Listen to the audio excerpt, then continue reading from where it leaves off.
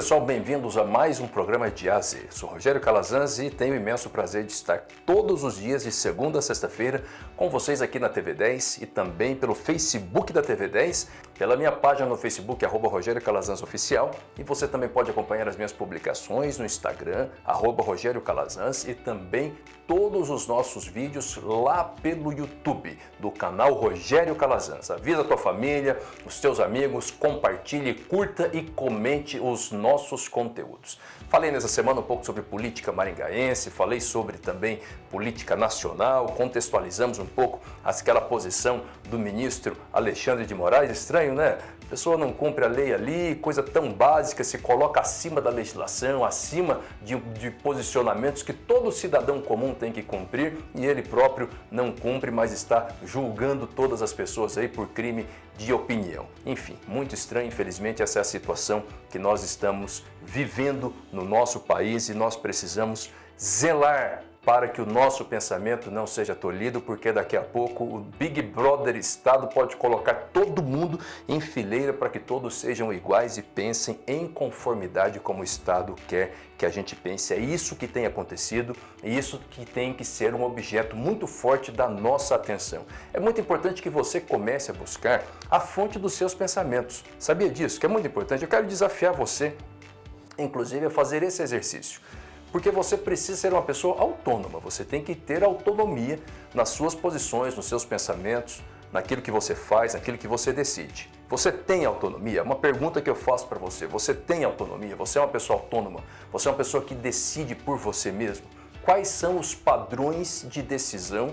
Quais são os sustentos, os fundamentos que sustentam as suas decisões? Uma pergunta que eu faço para você, para instigar você a pensar um pouco. É necessário que você analise em todo momento, não apenas o que você está pensando ou o que você está decidindo, mas que você analise o porquê você está pensando. Qual é o motivo? Por que você pensa de determinado modo? Por que você é favorável ao governo Bolsonaro ou é contra ao governo Bolsonaro? Por que você é favorável a determinado político ou não? Ou por que você está se posicionando em determinada matéria de um modo e não de outro? Qual é a razão, qual é a base dos seus pensamentos? Você precisa observar isso para saber se você está sendo autônomo ou se tem alguém tomando a decisão por você. Muitas vezes, quando nós permitimos que os nossos pensamentos, a nossa mente, fique apenas no superficial, nós estamos deixando que pessoas tomem as nossas decisões. E nós temos uma sensação de autonomia, aparentemente nós estamos tomando as decisões pela nossa vida, mas na verdade não estamos, porque estamos simplesmente admitindo informações que vão chegando na nossa mente, que vão moldando os nossos pensamentos, que vão nos conduzindo a uma posição de repetição daquilo que é ideal para quem? Para os outros e não para nós. Então tome cuidado com isso.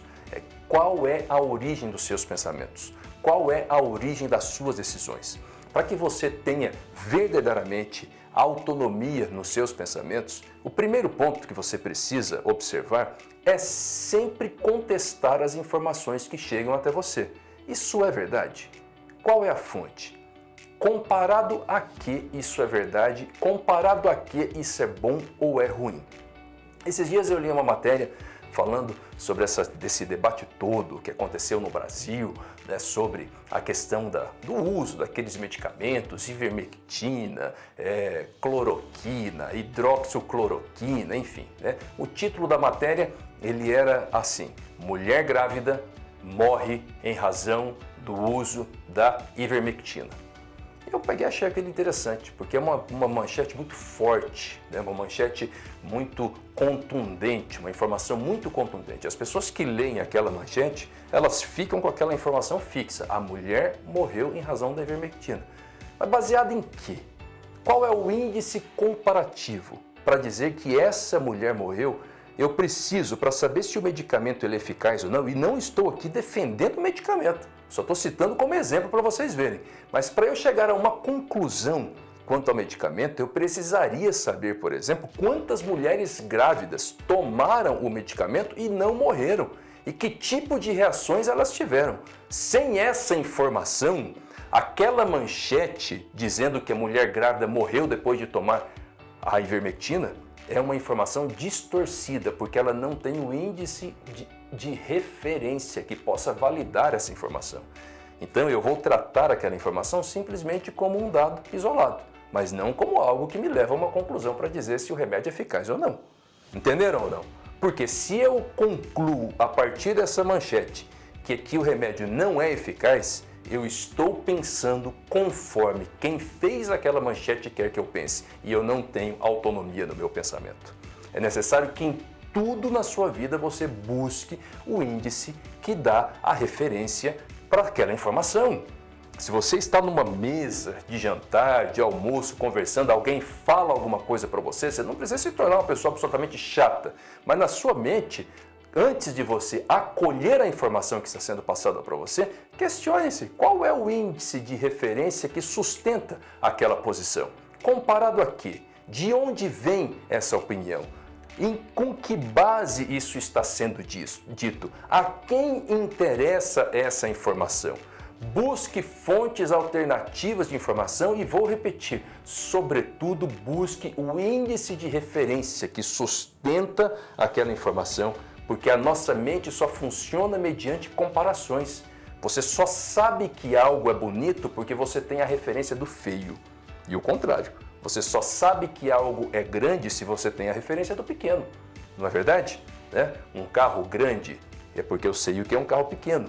Agora, quando eu pego uma caneta, um lápis, uma régua, enfim, um clips desses de prender papel, ele é desse tamanhozinho assim, mas desse tamanhozinho assim ele vai ser considerado grande, porque eu sei que o pequenininho é menor, certo? Ou seja, eu só tenho a referência do que é grande porque eu sei o que é pequeno. Se eu não tenho a base de comparação, o nosso cérebro não tem a informação por completo e toda informação, quando ela é passada sem o índice de referência, ela é considerada uma informação distorcida. É uma distorção de linguagem que em todo momento as pessoas usam, até inconscientemente, essa distorção de linguagem. E aí, as pessoas que querem ter autonomia no seu pensamento desenvolvem técnicas para que não fiquem nas informações distorcidas. E essas técnicas são técnicas de perguntas, de questionamento. De onde vem? Comparado a quê? Com base em que essa informação está sendo tomada? Essas perguntas, elas são capazes de retirar a informação do nível superficial para buscar a informação profunda, o que verdadeiramente está sendo comunicado. Na semana passada, eu falei bastante para vocês sobre comunicação e até citei exemplos de conflitos que acontecem em casa entre marido e mulher por problemas de comunicação, por não compreender aquilo que está sendo comunicado. E tudo isso que eu estou dizendo para vocês vale nos relacionamentos interpessoais. Muitas vezes a palavra, quando ela é lançada, ela demonstra tão somente a superficialidade do pensamento, mas ela não demonstra a mensagem verdadeira que está sendo comunicada. Isso você pode observar muito nas crianças.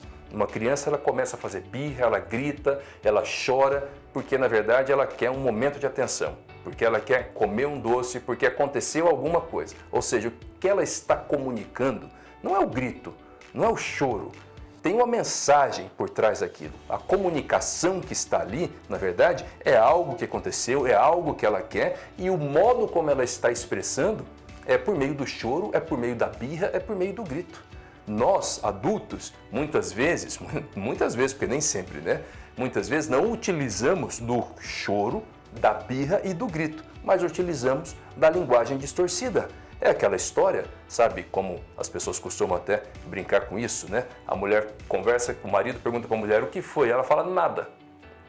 E esse nada, na verdade, é a resposta mais perigosa de todas, porque ele praticamente representa o contrário, ele representa tudo. Tem muita mensagem ali. Então vejam bem, a linguagem distorcida, quando você usa das perguntas para buscar o índice de referência, você vai em busca da verdadeira mensagem que está sendo comunicada, que está por trás da linguagem. Considerar a linguagem como única forma de comunicação, e eu digo aqui a linguagem verbal, seja ela falada ou seja ela escrita, nos leva a um nível superficial de conclusão, nos leva a gerar conflitos desnecessários nos relacionamentos interpessoais e nos leva a uma posição intelectual de manipulação. Não de manipulador, mas de ser manipulado por alguém que está sempre passando informações para nós.